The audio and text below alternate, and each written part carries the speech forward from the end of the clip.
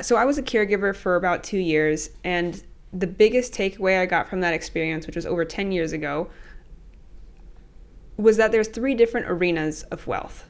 And we're always talking about, having money when you retire. But the level of poverty that I noticed amongst my clients at the time was shocking. And so, by the way, if you don't know what a caregiver is, my job was to basically do the grocery shopping, the cooking, the cleaning, help them with bathing, help them with their medications, help them get around the house or like go to events if they needed to. That was my role. And it was challenging sometimes. Sometimes I would have to bathe them, and it could be really messy because some of them had disabilities. I worked with people with Alzheimer's, and being literally like 19 and starting your adult life and hanging out with, spending whole days with people that were on the other side of life was very eye-opening to me. And when I think about retiring someday, there's a wealth and a poverty that I noticed amongst senior citizens and amongst anybody that retires. And there's three components of, just pillars, whatever you want to call it, to when you retire. There's three different measurements of wealth. It's in money, obviously. You can tell the difference of wealth between someone that has had a stroke and they're still able to live in a whole house with 4 bedrooms with their own kitchen, but they live there alone. And there's other people on the spectrum who live in assisted living communities where all they have is really a bedroom, and there's a shared kitchen and a shared food area and a shared dining area and play area. That's a different level. I would say that, if you're in a level of a senior assisted care living, it's mostly being funded by the state, pension, Social Security. It's a different level of your day-to-day lifestyle for senior citizens when you are inside of a group facility versus having your own apartment, versus having your own house, versus having your own house with live-in nurses and like housekeepers. Because once you're a senior citizen, you can't move around the same way you used to. Just doing your basic things like cooking and grocery shopping is incredibly exhausting, and so having help is totally okay. Wealth is definitely was a startling factor of just how different that wealth could accumulate over time and how different your life would look like based off of your financial decisions over the course of your life. So, if you were a lot more frugal in the beginning, if you had more mentality about your retirement, then yeah, you could end up retiring somewhere really nice. But then there's always those things that happen in life where you could be on trajectory to hit your dreams, but from out of left field, from out of nowhere, something from life just spins a curveball at you and throws everything out of plan. So there's wealth, there's family, and like I was saying, you could have a nice $1 million house with full staff to take care of all your needs throughout the day, but you don't have family that visits you. You don't have family that wants to help you go to the hospital, and so they have a caregiver like myself who's taking them to the hospital. That's a different level of poverty or wealth in life. And the third one that I noticed was your health. The disabilities for people once they're over 60 years old are so different. It could be a stroke, it could be blindness, deafness. You could have had severe alcoholism that continued into your 60s where now you have to get a limb amputated. The consequences of your decisions, you will never know until you're at that age. And then even if you do live an entirely healthy life of no smoking, no drinking, you could still have a stroke, which was one of my clients I also worked with.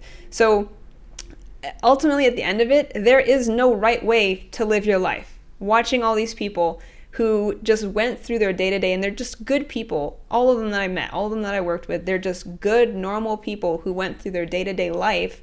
And now, crossing paths with me, I was seeing them at, I guess, a summary of their life. It's, when we talk about, like having wealth, and they talk about the compound effect of every 7 years your money should double or whatever it is, it's the same thing basically in every aspect of your life. If it's your health, if you're smoking today, it's probably going to feel way worse then.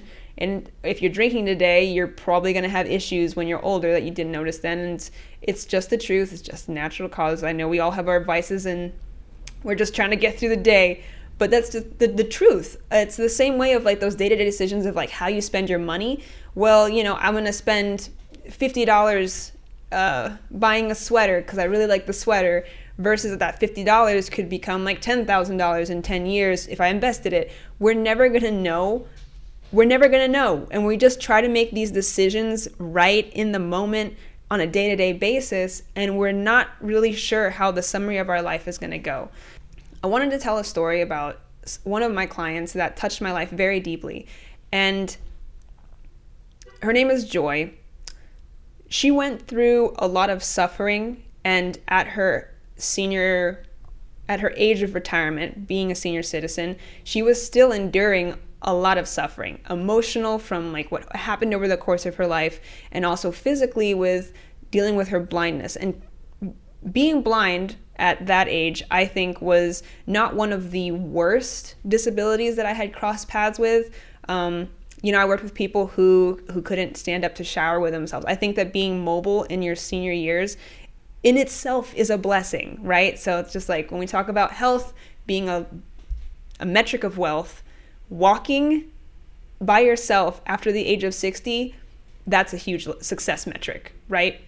Having family or having kids that like you as a parent so much, they like you as a person, where they actually want to spend time with you as adults, where they want to, help you go to the doctor and help you be part of like their kids' lives, your grandkids' lives, where they're going to take you to the events, take you to church, whatever you guys do for family events. That's something that she taught me. And so if I go into Joy's story, so Joy was a smoker, I was a smoker, and at the end of my shift, we would spend time together and I would just hear her life stories. And I was more interested in the fact that, like, one of the very first things I learned about her was that with her blindness, she could only make out like light from dark. So she can't really watch TV and know what's going on. She can obviously hear it. She can hear like where they have like the advanced, I think it's like AD audio, where it actually tells you what people are doing through it. She had access to those tools, but like, I guess that for her, knowing that she was a little bit more mobile and knowing that she did have a little bit more access to resources than other people, she wanted to go to the library. And so she would take her RTC senior citizen bus pass, and the bus would come like once a week, and they would do a few different stops, like the grocery store, the library, whatever. She would always get off at the library stop and she would pick out audiobooks. The audiobooks that she would listen to were self-improvement, and the one book that we talked about a lot was the 4 Agreements. And so discussing the 4 Agreements, I was asking, what about the book was really, like, why did you start reading the book? Like, of all the books to read, I would want to read a fantasy book to escape being a senior citizen and all my suffering, but why was she reading a self-help book if she's, over 60 years old? What's the point in that? And I just, as like a young kid, I just couldn't wrap my mind around it. And because I was not a person to read like self-help books at the time. I was just a fantasy kid and living in a fantasy world, when you're young. And she explained to me that she told me her life story. So Joy's story, she starts off as, it's normal, falls in love with a guy in her 20s. They have 2 boys. Life's great. They've got their own house with the white picket fence type of deal. And what made Joy's life a little different was she wanted to be a working woman compared to a lot of women through the 60s to 80s. Women working full time was not as celebrated or as encouraged. A lot of times women were still being reduced to just working on their raising their kids. That was their only job. Their only function was to take care of their husband, the house, and the kids, which still seems like 3 different jobs to me. But so for Joy, she's working all the time. Her husband's also got a job. Her kids go off to college. They grow up. They have their own kids. She thinks life is great until one day one of her sons commits suicide. And she gets a phone call from her other son, who is just incredibly angry and enraged and blames her for the son committing suicide. It turns out that her husband had been sexually abusing both of their sons from a young age. And she did not notice the cries for help. She didn't respond or do what she was supposed to in that moment, I guess, by the son's point of view. And She lost a son over it. The other son decides to never speak to her again. So she has grandkids that she's never met because of that exchange. And her husband, she does not speak to him anymore. I guess he just kind of fell off the face of the earth. I don't know if they ended up pressing charges on him or not, and I assume they didn't because it was a different world back then. It was the 90s. How those things would have been handled in court is very different from today. But with her son having committed suicide and she's lost all contact with her whole family, she went into a really deep depression to the point where she was, ready to off herself and just end it. And I think that sometimes when you hit those low points in life, what does it say? It takes hitting rock bottom in order to really come back up. I think that was her rock bottom. And a lot of times for people, when they hit a rock bottom in their 50s or their 40s, sometimes they just choose to lie down and never get back up. And for Joy, despite the amount of suffering that occurred in her life, there was suffering caused that was out of her control. Like she didn't know, or either way, she just carried a lot of guilt from the entire event. And I think that guilt was a springboard for her to try to have hope. She still had to try to create meaning in life. And so she starts to listen to these self-help books that are about just kind of letting things go and building up this level of emotional awareness and kind of peace with the world. So in a way, she took responsibility for what she could, and she started working on herself as a way to maybe have some hope that she could see her grandkids again because she was a better person. And talking about the 4 agreements, she was really one of the first people to prove to me that you can create change from the inside out. So for her, she went from being rock bottom, depressed, was losing her vision as she's getting older. She's lost her whole family. And I assume over the divorce, she loses the money, or you just, as the course of life goes on, we make money, we spend money, and she's at where she's at today. So the best thing that she could do was just to try to help in small doses. And so she ended up adopting a dog named Grayson. Grayson has epilepsy. And so even though she's a senior citizen, she herself needs assistance. She chose to get a dog where she could be of help to this other animal, this other living thing. She was a nurturer in that way.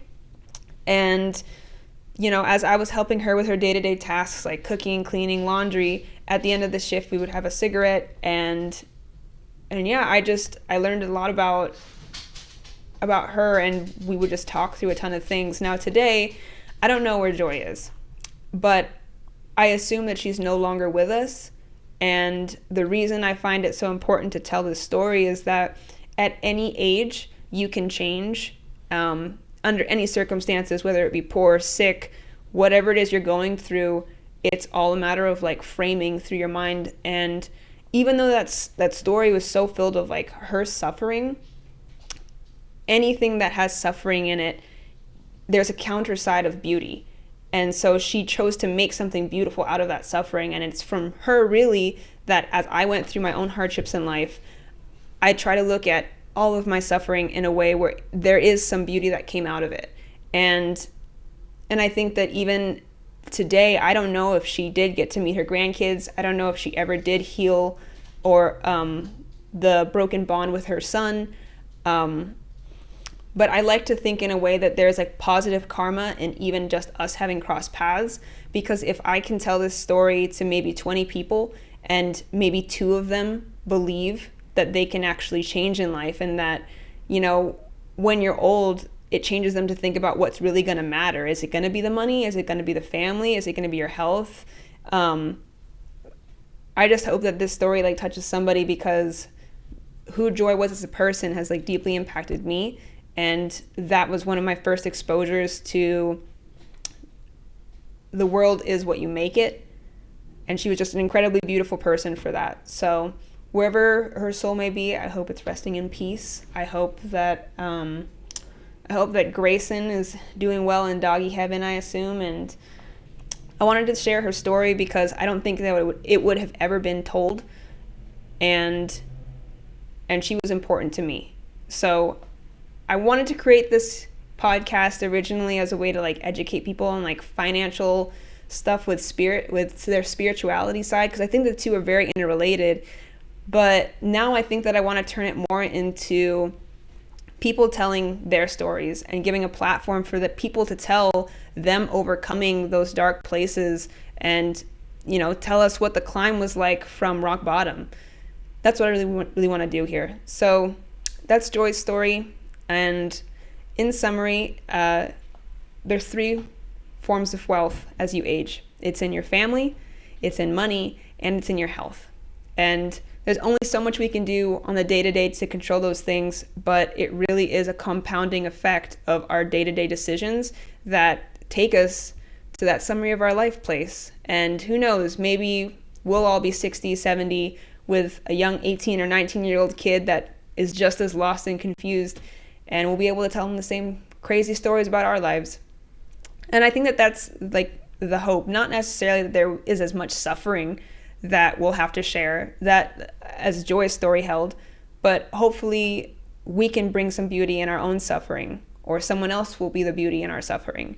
So with that being said, I think this is going to be my Christmas video, weirdly enough. So if you're watching this and if you celebrate Christmas, Merry Christmas. If you don't celebrate Christmas, I hope you have a beautiful holiday.